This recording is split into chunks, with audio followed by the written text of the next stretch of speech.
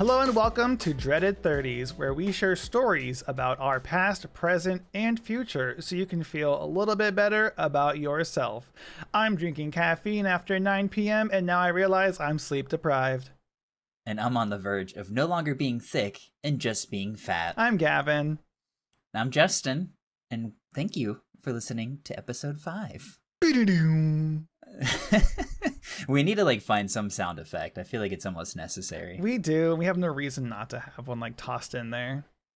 I mean, there's websites like Fiverr not sponsored that could probably just get us one in minutes. Something that's not DMCA-able. Ugh, too many of those. Anyways, hi, hello, what's up? Hi, hello to you. Let's just jump straight in. What are you dreading? What have you dreaded this last week? So, most recently, I was having some AC issues at the house. It started leaking, and the ceiling was drowning in water. But it seems to be working fine now. Was it the heat? I don't know. What caused it? I don't know. I don't know. Is your ceiling okay? Is it dripping still? It's no longer dripping, which doesn't make sense because the AC is back on. So I what I'm speculating is that a pump got clogged. I almost said jammed. It got jammed. Must be jammed. Don't shake. So stopping it and restarting it, I think, fixed it. It sounds like an IT thing. Have you turned off your router and turned it back on? Do you know how many times I said that when I was in Geek Squad? Jesus. But it's working. Nice. It's working, and I'm dreading this upcoming weekend because I'm camping again, but I'm actually camping, in a tent. And I'm hoping it's comfortable. I'm hoping nothing attacks me. I'm a light sleeper when it comes to sound, so I better hear nothing. Bring bug spray, and I'd say have a fan right next to you because it's going to be hot. Mm-hmm. I'm dreading that in Kansas City. It's going to be over 100 degrees heat index the whole time, maybe higher over this weekend. Yeah, I know. Happy birthday. Happy birthday to me. Can't wait. Wow. So it's going to be very hot all weekend, which is a little scary. But yeah, get some fans around you because you're going to be hot. Get that bug spray. Yeah, we have one of those power outlet things that stick out of the ground. So it's not so totally So we can, I don't know. I like your little hand thing. Our listeners can't see it, but he has hand up and he was shaking it a little bit. So we're able to plug stuff in. So we'll definitely plug in a fan. That's going to be so necessary. It's a half glamping experience almost. It's probably as far as I'll go. Mm-hmm. Probably. I've done the whole non-power outlet experience before. It was horrible. I don't recommend it. Yeah, it was the worst experience of my life. Was that for just one night or just more than one? It might have been 2 days actually. I'll have to ask Dylan, but it was 2 days we were there, and it was last year. 2 years ago, and it was fun. We had the people there were great. We had a good time, but I was just always hot. No fan, no breeze. We had cooler with ice, which melted in the first day. I don't recommend it. I think my biggest thing is I don't want it to storm, because if it storms, it's game over for me. I'm gonna be full on convinced that I'm about to get electrocuted. I will not sleep. I won't sleep. Mm-mm. Yeah, a lot of those things are built for some water issues, but you're probably fine. It's muddy. The muddy part sucks. Well, it's of all the gays that are there, hopefully someone else gets smited and not us. Okay, that's really rude. Oh, is it a gay thing or is it just a camping thing? It's a gay campground, but It's pretty small. It's pretty quaint. Oh, that's cute. Yeah. Go play in the water. But now they all hate me. Oh, they have a little pool, so I haven't been to this one. So I don't really know what to expect, but I have high expectations from the one that I've been going to, so hopefully it's a good one. You're so exploracious right now. I'm so jealous. Well, speaking of exploring, Mr. Go-Go Man can finally talk about the experience. Mm-hmm. It's finally time. Spill the tea. Yeah, I still haven't turned in my tips I made from the event because if you've ever... there's too much. You ever see a go-go dancer? They got a big stack of ones, and it's I don't want to go to the bank and be hi, I need to deposit all these bills. I have flattened them, though. They are flattened. But yeah, let's just start from the beginning. So yeah, it was at the bar, one of the bars here, and they had a little back room for us by the DJs and a whole locked off area for us. And one of our dancers actually quit last second. So it was just me and my friend Nick, and we like had to get somebody else there because like us two, we can't go all night long. Like, oh my god, we're gonna die. Right. So our go-go lead friend, my friend Cornell, he actually like called up and got someone there last second for us while we were like dancing for like 45 minutes. And 45 minutes on a box is exhausting because you're Oh dancing, yeah. you're wearing very little clothing, and you're sweating your bum off. Um, it was really fun. I had a lot of fun, made some good money. I wasn't really doing it for the money though. I was more just like wanting to like dance, get my workout on. I realized it's a lot more work than I expected, but it was really fun. I got to talk to people and walk around in less clothing than anyone else in the bar. It was great. I think my biggest question is, would you do it again? Oh yeah, 100%. So it was a good experience. It was. I won't go into the details of like how the money was exactly, but I'll just say it was definitely well worth the time for what I felt like was just a great workout. I met a ton of people. Everyone was actually very nice. I had very little bad stuff to say about it. I think there were some experiences that I definitely want to kind of talk about in a second.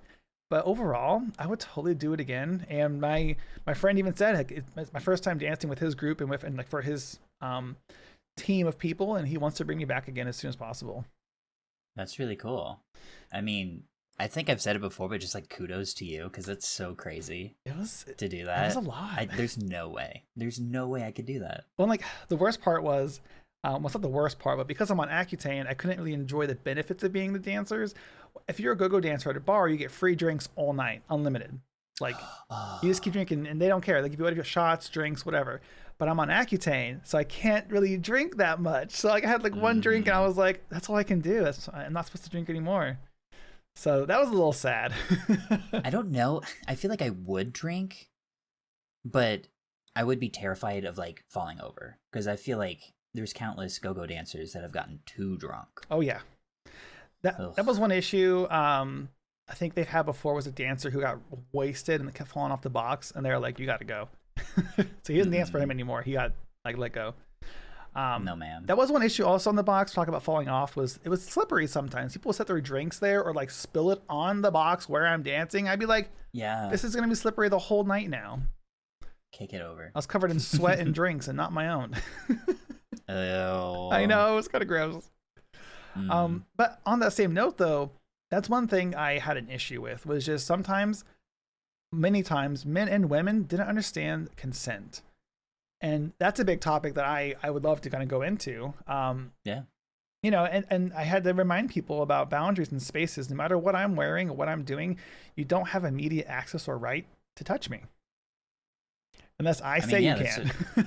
It's a really valid argument. And I mentioned it before recording, like, that goes beyond the gay community.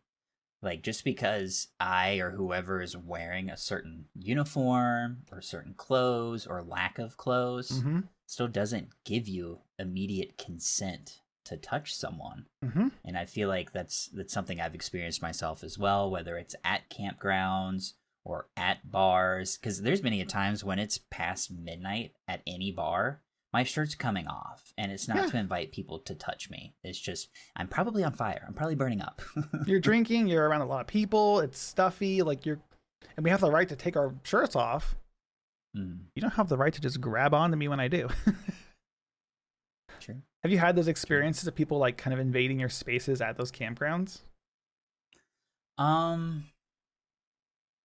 Yes, so definitely. The most recent trip that we took, there's steps to go down into a pool, right? That's how pools work. And there's a gaggle of people that hang around the stairs. And it's always a joke every single time that you go in, like, oh, we got you, you know, watch your step. It's a steep one. Like, we'll catch you. And they just grab you.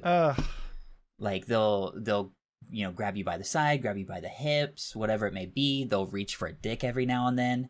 And it's like, it's difficult because I see it for the most part as harmless. You know, there's not much threat that comes from it, but it still, you know, defeats the purpose of consent. Like, I'm not allowing you to do that, yet you feel like you can. Yeah, I completely agree. I won't go into details, but in the past there was a bar here in KC, and a doorman got in trouble. I won't say where or who, but he got in trouble because oftentimes whenever he let people in, he would grope them, and they of course they get in for free, but like also, and I have been as well groped by him. He's honestly, he's not a bad guy. He's an older gay. I just don't think he understands consent necessarily. And one time he has gotten like punched. He gotten socked before. He got knocked out because Wow. it was a straight guy, and I wasn't there for when it happened. I heard the story later, but he groped him. The straight guy punched him because he was like, "You just grabbed me," and that's kind of the reaction I think that is going to happen. And gay men don't seem to understand, and women too. Honestly, I think it's men, straight men, gay men.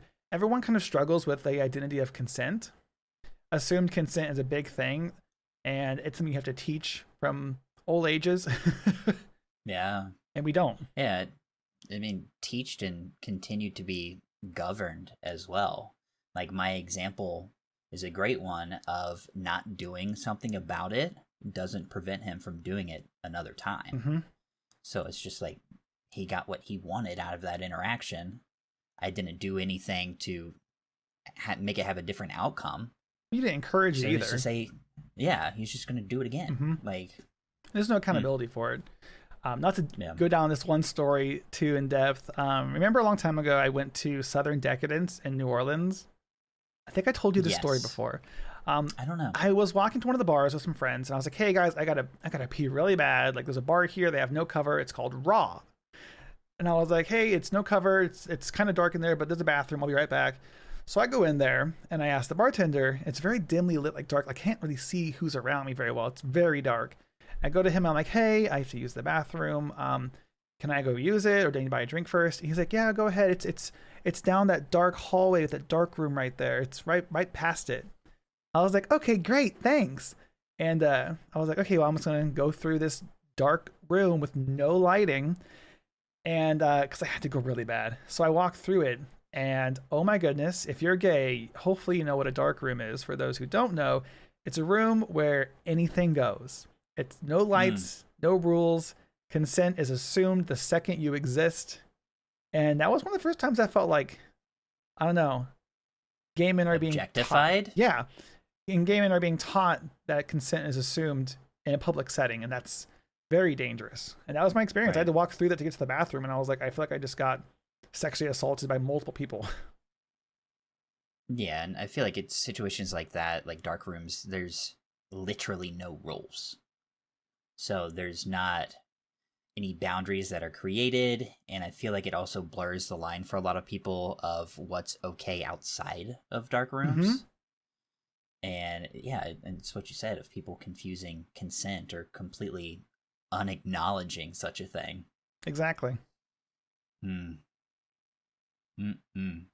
Speaking of consent, let's talk about unsolicited dick pics on dating profiles. How about that for a transition? It makes me want to delete Grinder immediately. It happened today. Every day it happens. Mine even says no NSW pictures. Like, I marked it, and I even say it. I say no, none of that. I don't want it. It's something that you can like put on your profile. You don't have to type it yourself, right? Correct. And in some states, that's illegal. In Texas, if you send a dick pic without consent, they can press charges. That is illegal in Texas. Yeah, it happened after I left. Is that like also outside the gay community? Like, it's in general, yeah. Any dick dudes? pics? Okay. You send without permission. Imagine it being gay specific. Oh my god, that would be. I wouldn't be that surprised. It's Texas. Yeah. I've been there, lived there.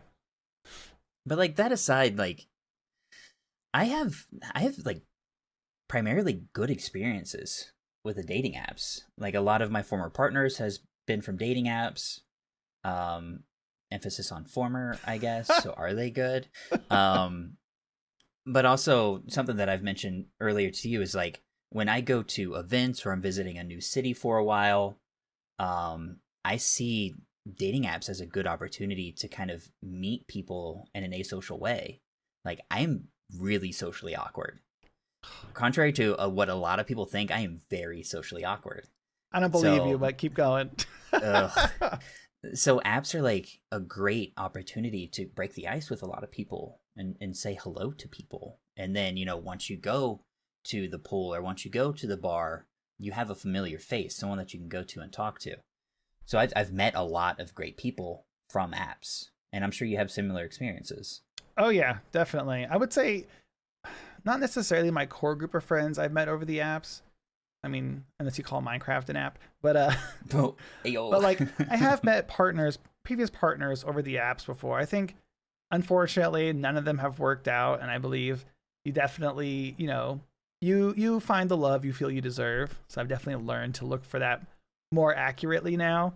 Right. But I have met some people over the apps in like other cities and places where they've been super kind, and I still keep in contact with them. And if I ever travel there again, I'm going to hit them up because they're actually really good people. Right. I have had quite a few bad experiences though, not to jump straight to that. But one time back when we were living together, there was this guy, and he was like our age. He was young looking, and he didn't have his age posted, but I assumed he was our age because he had these young pictures that looked like you were like young 20s, mid 20s, I guess. And he was like, "Hey, how about I pick you up for coffee and we just go talk for a bit?" And I was young and dumb, and I was like, "Yeah, sure. Here's my address. Come get me." Oh my God. To our house. Oh no. He gets there. The dude is like 20 years older than the pictures he sent. He was smoking a cigarette. He had like sunken in eyes, long greasy hair. And I answered the door and I was like, "Who are you?" And he's like, "Hey, it's me, like Michael or something." And sorry, Michael's out there. And I was like, "You're not him." I was like, "He's like 20 years younger than you." I'm not like, I understand if you want to use older pictures. I was like, but 20 years is very excessive. And that's catfishing. I was like, "You catfish me." Man. And he didn't understand. He was like, "Well, I'm already here, so do you want to go for coffee?" I said, "It doesn't work like that, buddy." I said, "Have a good day." Mm-hmm. That was at our place. Yeah, I didn't really talk about it. I did not know. Yeah, it was embarrassing, and I was like embarrassed. That was whenever I won't call out names, but one of our friends was living with us for a short time, and like in the downstairs area. Remember that? I wasn't around during that time. Oh, you were gone by then. That's why. Yeah. Gotcha. Yeah, it was during that time. Gotcha. And yeah, I was. That's probably why I wasn't told, because I wasn't there. Because Yeah. I feel like we were tight enough where we would have talked about I was that. really embarrassed though. I was like, "Oh my god!" I was like, I fell right for it. I don't think I've ever had a catfish experience. But what I think is like a big negative of the apps is like getting a false perception of who people are or what they look like. Mm-hmm. In two-dimensional photos or in text messages. Like it's really hard to understand tone and intentions and inflections in text, and then like you meet a person and it's like, who is this man? Or you're 5 minutes into a makeout session and you're like, what the fuck am I doing? What am I doing? It's funny you say it like that, because that almost makes me think of like whenever I try to do like this long distance dating thing. I have met people before where I've actually like flown out to meet them and stuff, and when I met them, I know this is like what I did for New Year's one year. Like, yeah, we'll not go into details. But I flew out there. I'm right behind you. Don't worry. Met him, and he was a fine guy. And like we actually like we had clicked online so well, like video chatting and talking, get to know him, playing League of Legends together. Like he was like ideal. But then I met him, and I was like, "There's no spark." And the first day, I was like, "We have nothing in common as far as like chemistry goes."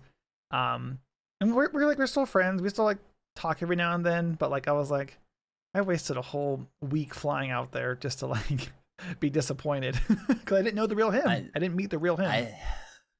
I actually forgot. Like this is one of those things that I've like suppressed from my memory, but you just brought it back. Thank you. Okay. Sarcasm. I had a really good fling with this guy, and it was like 2 to 3 years later. He's like, "Hey, I'm gonna be in town for this thing." He was visiting, by the way. I didn't mention that. Okay. "Hey, I'm in town. If you want to hang out." And he wanted something more serious. He didn't just want to fool around. He wanted to have a date and to actually talk and look at a potential relationship. And so once I figured that out, we texted every day and had great conversations. And then he came to town, and it was like, who is this man?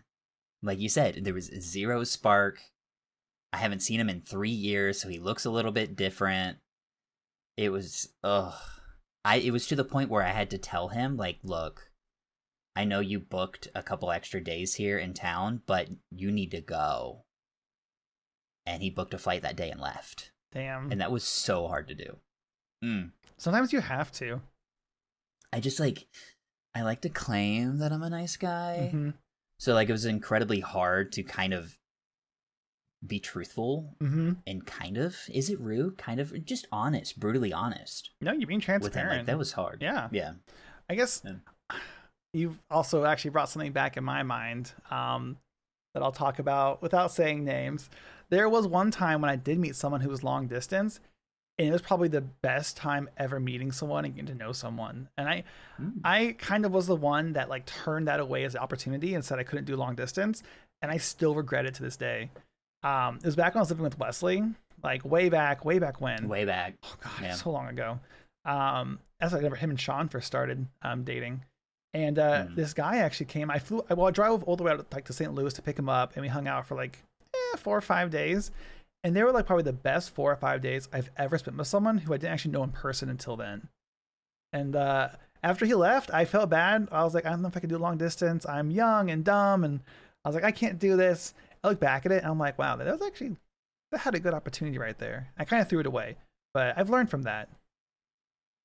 Well, and that's what I was going to say earlier is like, I feel like even with, oh my God, I sound like a therapist or a broken record. Like even with these bad experiences, I still think there's silver linings to them of like, look at my life. I've messed up a lot, but I've always learned from them. And I feel like there's similar experiences with these dating apps. Hopefully nothing too traumatic. Everything's trauma. Hopefully not too traumatic. Everything's trauma. But yeah, I don't know. I guess for me, the dating apps actually led to my worst breakup. I'll just tell this short little story. I'll make it short. Okay, give me that story time. I don't want to detail it, but yeah, I was dating someone for about 8-9 months in 2019, and unfortunately, he couldn't quit the apps. We met on Grindr. I thought we were done with the apps. Apparently, he wasn't, and it all came crashing down when someone I knew, a friend of mine, found him on there. And yeah, it kind of ruined me for a while. I've been single since then. Haven't really wanted to connect with anybody just because I don't trust them. I don't trust the apps. And yeah, that was probably one of the worst experiences for me. It was just a very traumatic breakup. That's a scary one because, like, thank goodness a friend said something, because who knows how long it's been going, how much longer it would have went. But something that scares me about sexual infidelity is the risks that come with that. Unprotected sex, whatever it may be, and like that's coming back to you. Yep. And you've done nothing wrong. Like that sucks. I had to get tested for a few months because I was like super paranoid. I was like, just in case, gotta, cross my T, dot my I's. I always promote people to get tested regularly, and I was like trying to eat my own words and do it. And yeah, I was being very careful since then. Of course, COVID hit, then I was like depressed and single again, so that was nice. Ugh. Do I ask about the silver linings? I'll say this. It allowed me to kind of learn to like talk and love myself again that whole COVID year, and like spend time with myself. Sometimes I have to talk to myself like through things, and just, it was a good chance for me to prepare for 30, we'll say.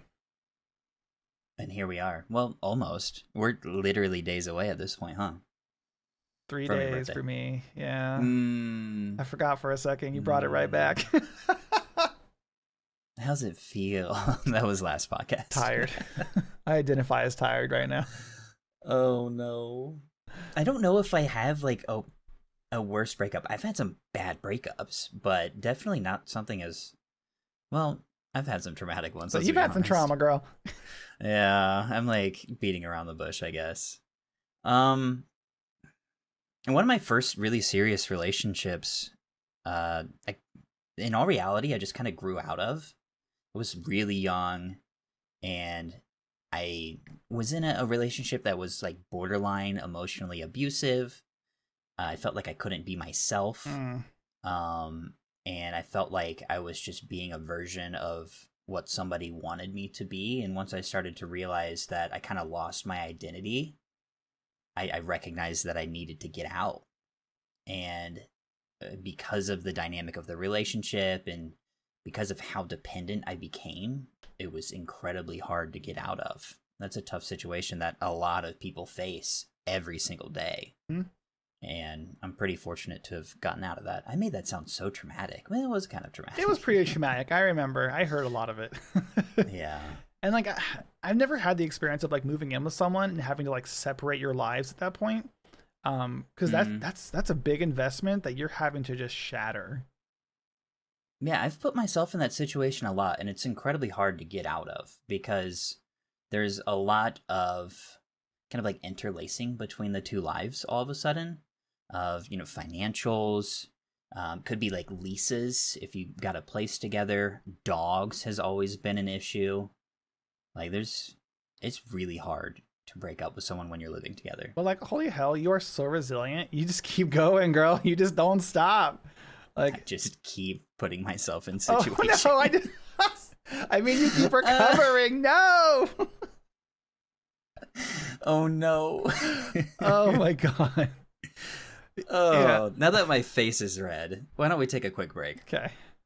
So obviously, breakups suck. They're the worst. We've gone through them. Traumatic, yes.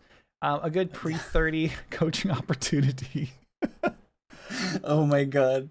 Yeah, I don't know. I feel like, honestly, I do put a lot of blame somewhat on apps, but also on just how social media treats relationships and dating and what a healthy relationship is. It builds our expectations. It builds these inherent biases.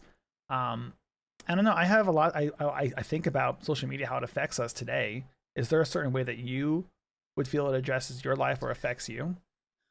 I feel like social media is so comparative. It's so easy to compare yourself to other people. And like you mentioned, it's so easy to compare your relationship to other people's relationship.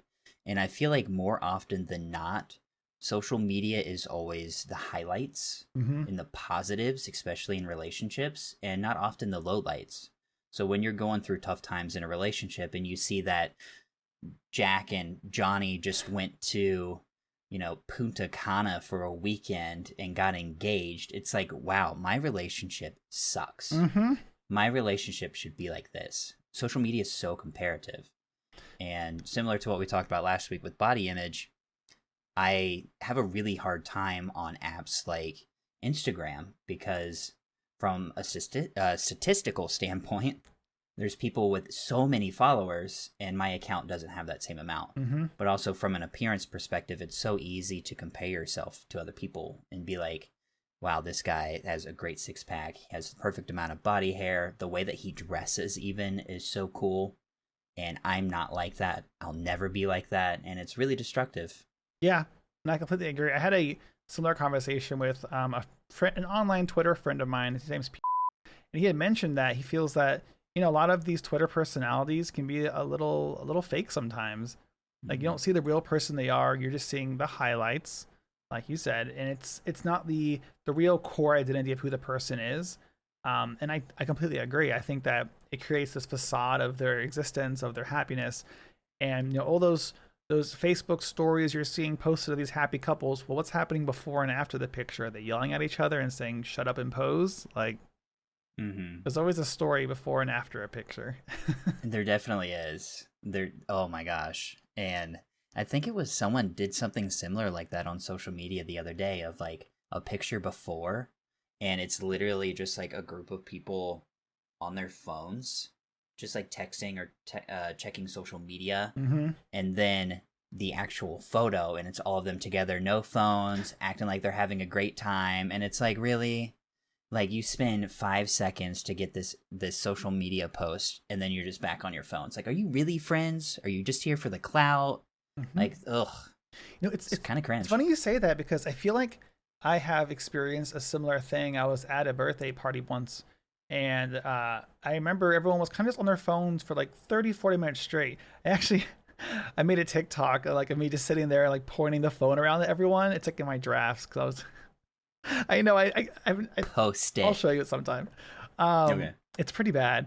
And I just remember at one point they're like, hey guys, let's take a group picture for the birthday. And I was like, okay, great, we'll start talking now. So we all get in the picture, everyone's laughing or posing. the second that photo is taken and we say it's good, after like 30 pictures, everyone sits down back to their phones with their drink in their hand. And I'm like, that's it? That's cringe. That's so rough. It's like you said, that's fake. Yeah. That's fake friendships. That's fake relationships. It was a while ago, but it was something I remember like vividly. I was like, oh my God, I feel bad for the birthday boy because he was actually trying to like get everyone talking, but everyone was just like, they weren't doing it. Yeah. And it's crazy. Like these personal experiences, I also feel like they expand into the community. We kind of talked about it of like, it's so cool that there's tribes and stuff, but I feel like segregation's created with that.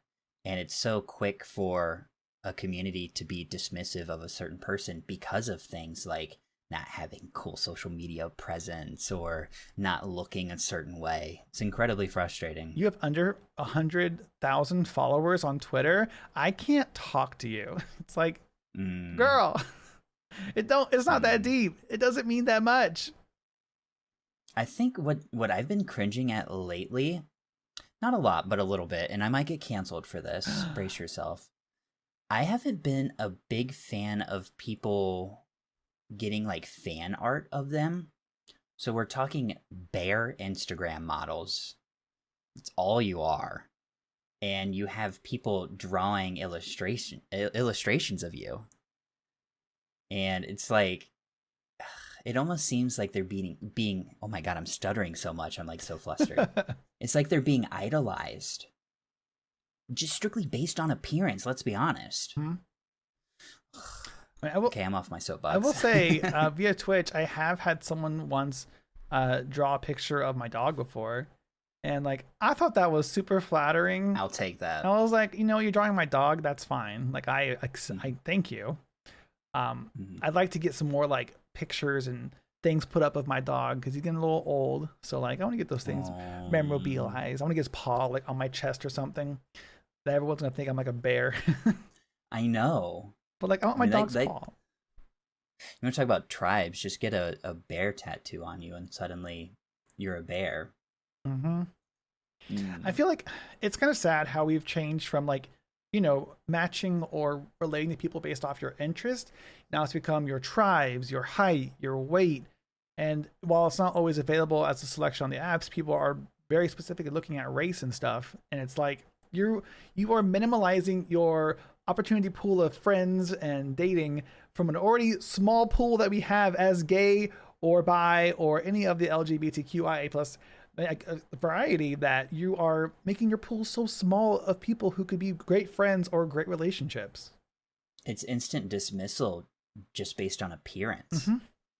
And I feel like that's kind of another problem with the apps is like, you see, what do they say? The cover of a book. What's the phrase? Help me out. Don't judge a cover. Don't judge a book by its cover. Yeah, we got there, guys. And it's just like, you see one picture, people make a decision within the second. And it's like, people at times won't even look at the profile to see like, oh, maybe I actually am compatible with this person. It's an instant dismissal based on appearance. Yep. I will say for me, it's definitely like an interest-based thing. Like for me, it's like if I'm on Tinder, I look at like on Tinder now, you can pick like 5 or 6 interests as your main things. And I see what do we match on or what do I like that you like. And if there's no matches, I kind of base my choice off that. Like if we have nothing directly in common as our main hobbies or interests, we're going to have a lot of trouble talking and relating. Right. I mean, it's so clear and obvious, right? I'm a bear chaser. I like heftier men. But there are definitely times, used to be, I'm not on the apps, I promise. Sorry, partner. But there's been times where I've still looked at people that I may not necessarily be attracted to physically and see like, oh, they're an avid gamer or they're a fan of this sports team that I'm a fan of, or they like doing this specific thing. And I'll often preface like, hey man, like I'm approaching you essentially as a friend and be like, I'm interested in these things as well. Like, and we start discussing about those things instead of instantly dismissing someone. Those approaches are so attractive to me. Like on my profiles, it's very prevalent that I am a gamer. I love nerdy shit, like computers, talk nerdy to me. I'm down for that. And someone comes in with a conversation saying, hey, who's your top 3 mid-main picks on League of Legends? I'm like, oh my God, let's have a conversation. And exactly. And that's how you get me like interested, is like, I will work to know what interests you, but also work to know what interests me. Right. I agree. It's so much more fulfilling to have icebreakers and conversation starters like that, as opposed to woof, bro, you're really sexy. And it's like, thanks for this really in-depth conversation. Cool. Yeah, and not to like jump into a story again. I keep going down so many storylines. Come on, story time. Sean and Wesley, I always admired their relationship so much because they both worked so hard to not only find interests they both aligned with, but they spent time kind of cultivating and growing that connection with each other. And I remember like when I first saw them start dating, I was like, he's gonna marry that dude. Like I knew it was gonna happen. Like it was, they connected so quick, so fast, and they were like both working so hard at their relationship that I was like, yeah, this is okay. So that's what love is. Yeah, it makes me think we need to have them on the podcast just to show us what a real relationship is like. Talk about the real dramas and successes. Mm. Well, let's wrap up with a fun topic. Something a bit more kind of spicy to talk about. Let's talk about kink at Pride. This little fun segue. We'll lead the way. Yeah. For example, I know there's a movement right now to remove like pup hoods from Pride, saying it's too sexual, that it doesn't have a place, which I wholeheartedly disagree with. I think it's coming from a very oppressed side of the community that doesn't want people to be sexually expressive, yet the gay movement is very sexual. Oh my gosh. I'm just like, I'm kind of lost for words. Wanting to ban pup hoods, that's your biggest concern. That's incredibly frustrating to hear. I mean, I used to be, I used to delve a little bit in the pup realm. You know, just a little bit, and it's such an incredibly innocent thing more often than not, and for whoever this is to feel threatened, especially sexually, by something like that, it's kind of cringe. Yeah, I mean, it's the same thing. I believe that there's tons of movements to kind of remove almost all kink at Pride because they want to make it very family friendly, and good save. Yeah, and it's one of those things where I feel like we're kind of going down the slope of censoring a lot of what being gay or any of the spectrum is. You know, it can be sexual, it can be sensual. It's more than just sex, obviously, but it's a big component of who we are. We're literally fighting for the right to have sex without being murdered. Right. Yeah. Yep. I go on this topic because we have 2 gay prides next month, 2 competing groups of pride, and yeah. That's right. Another topic for another day, but well, is that something that's specifically going on in Kansas City? Is this things that they're trying to remove or diminish? So I'm not so sure if it's something we're directly hearing about. I just more hear about it among the grapevine, among just gay men in general, saying that they don't find it appropriate anymore.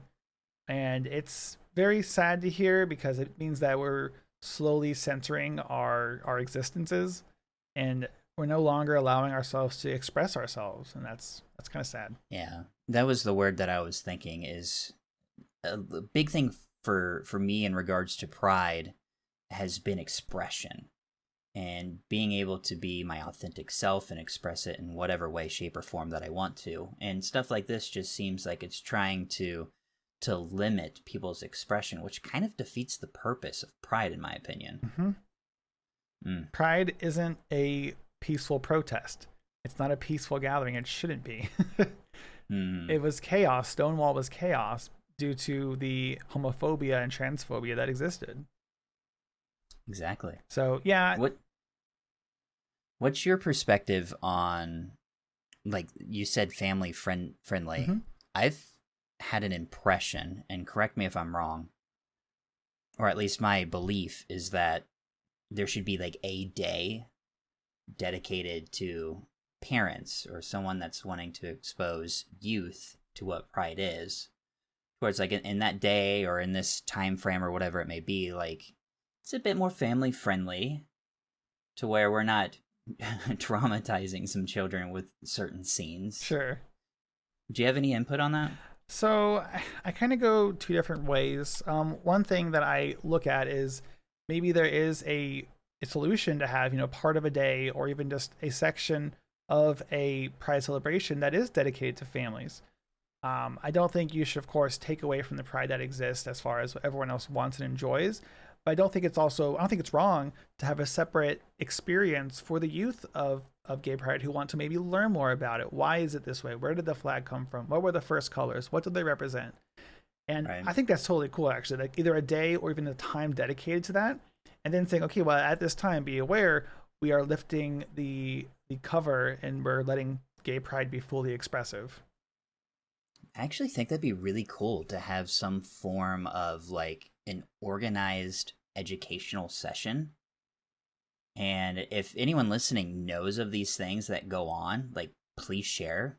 But I feel like that would be like so cool. Like even think about the children, right? But think about whoever is 19 years old that just came out of the closet and wants to know more about the history, or look at someone that's 40 years old and is finally starting to realize that they're part of the LGBT community. And they want to learn more about it. Like, that would be so informative. Mm-hmm. I do feel like a lot of Pride has become a lot of vendors or companies coming in to advertise their businesses, which is fine. I get it. I like that it exists. I mean, the mom's hug movement, I love it. My mom was a hugger. She would go around offering free hugs to anyone who wanted to hug, to feel like a bit of love. Obviously, it's a bit harder now with COVID going on, but... Right. I found myself walking a lot in the parade for like rugby for the most part. And there will be that line, small or big, whatever it is, of the free hugs. And it's from moms. There's been times that it's been from dads. It's been like ally brothers and sisters. Every single time I stop and every single time we stop to give those people's hugs, because it's such a cool thing. Yeah, I love that my mom and my aunt, some of our friends did it. I know they were doing it like the day of, and I was like, what are you doing at Pride before me? And she was like making friends. Everyone's like, is that your mom? And I'm like, that's my mom. Like, it was awesome. I loved it. That is so cool. Awesome. Well, with that said, I don't think we have anything else for this podcast, and we're probably going to be near 45 minutes. Yeah, we talked a little bit. It's all right. I love it. Yeah, awesome. Well, that is all I have to say. I'm glad we got through all these topics. It was fun to kind of cover all these different perspectives and views and learn more a bit about, you, Justin. Oh, me. Oh, how wholesome. Oh. Yeah, as per usual, if you don't follow us on social media, please do at Dreaded30s. We post a podcast almost every Monday. Almost. Pretty much every Monday we post a podcast. So yeah, we will see you guys next Monday. That's all I got. You got anything? That's it. Thanks so much. Bye. Cool. Bye.